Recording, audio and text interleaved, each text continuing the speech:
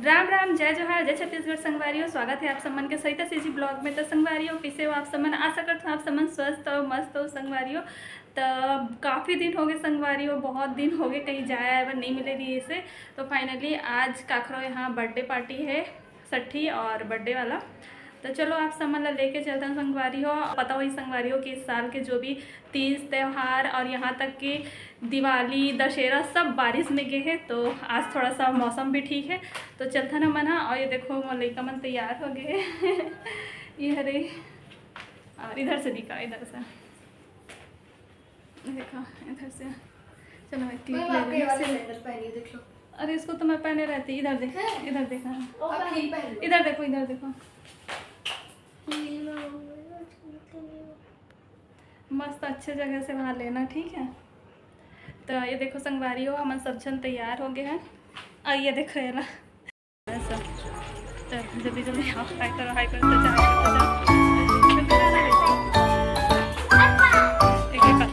देख रहे क्या बाबू।